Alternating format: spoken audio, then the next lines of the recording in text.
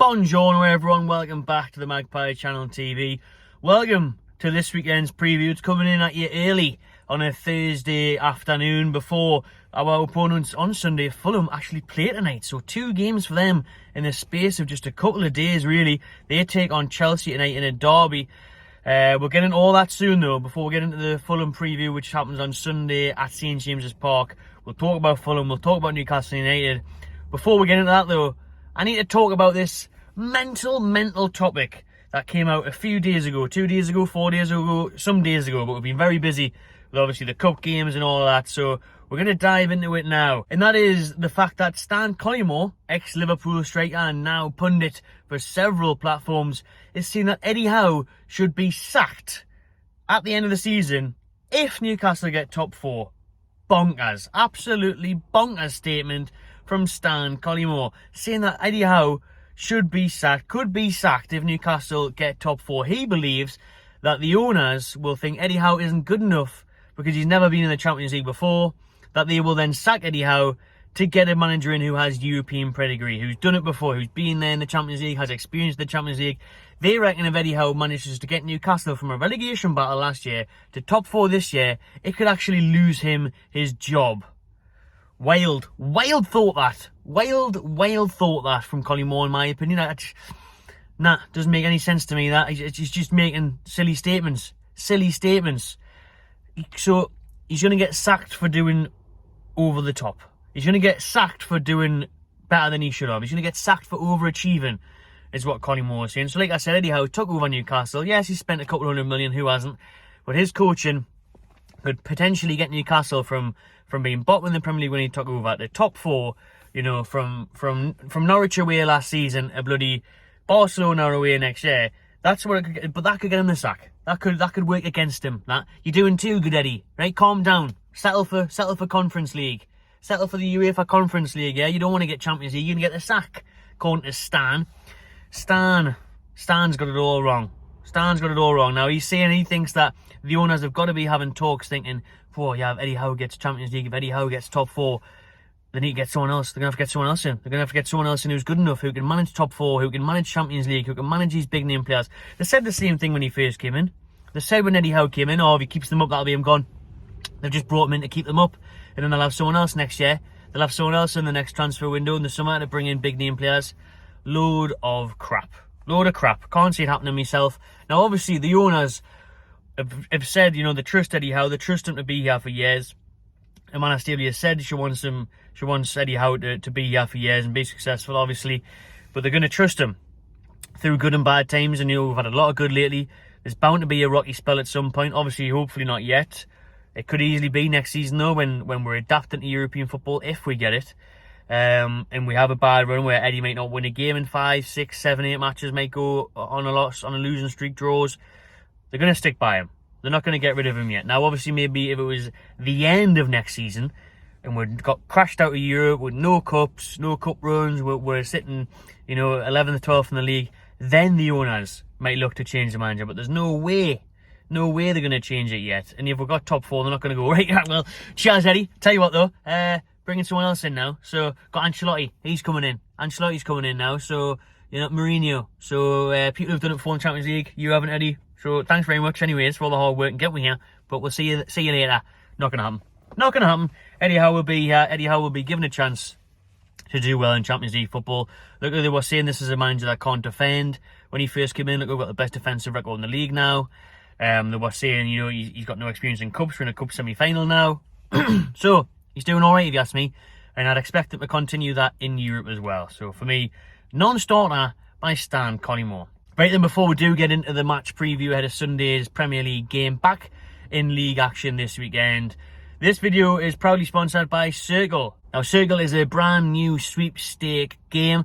It's great fun. Now, we played it on the live watch-along for the Arsenal game. I was in the Newcastle Arsenal Circl. The circle goes round, basically, whoever's at the top wins. Now, it's every 10 minutes, 15 minutes where there's a prize. The profit is split, and then at the end, the winner gets the majority of the pot. So it's just a couple of quid to enter.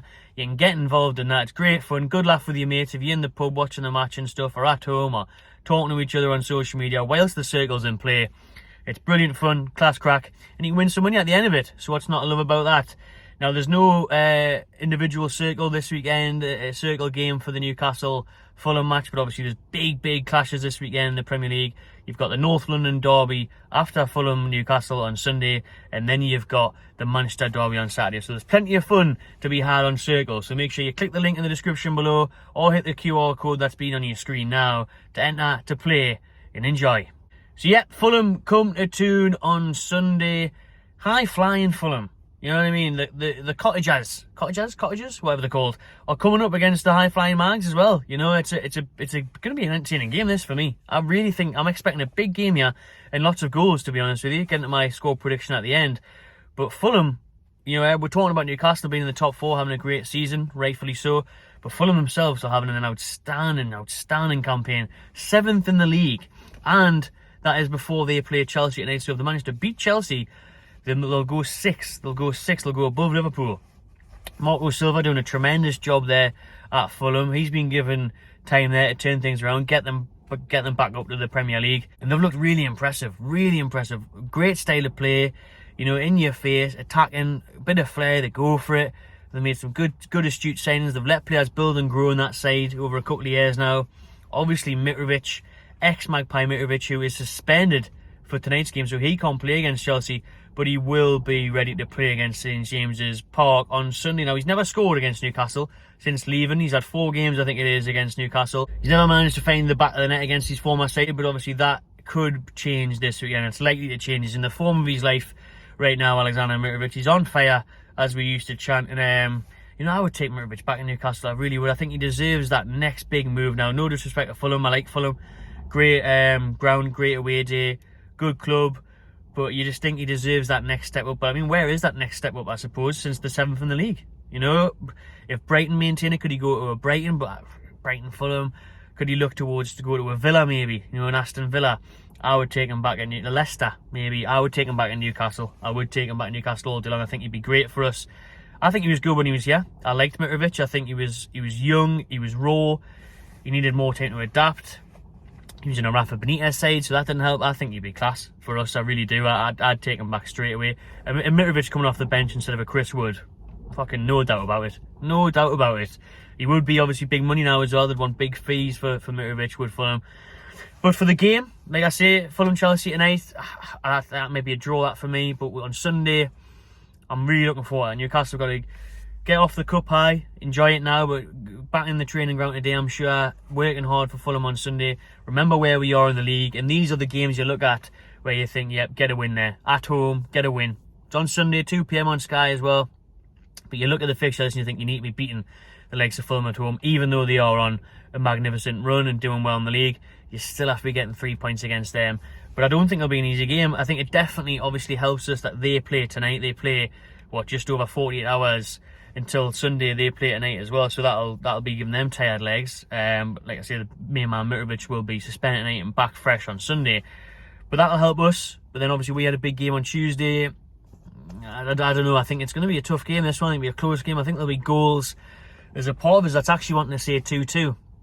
But I'm going to be optimistic and I'm going to go for a 2-1 Newcastle win. Be interesting to see. Team News might be doing another video over the weekend if there's some big team news comes out in Eddie's press conference tomorrow. But I mean, we know Isak's nearly back now anyway, so what he decides to do with Isak and Wilson remains to be seen. And obviously St Maximin came off the bench as well against Leicester in the Cup. So an interesting one for Newcastle. Just get another 3 points though. You know, we're still unbeaten in the league. We've still got all these clean sheets in a row. We're still doing tremendous. So let's hope that continues on Sunday. I'm going for a close win for Newcastle. 2-1 is what I'll go for. I might put a bet on this one. I said 2-0 against Leicester in the Cup.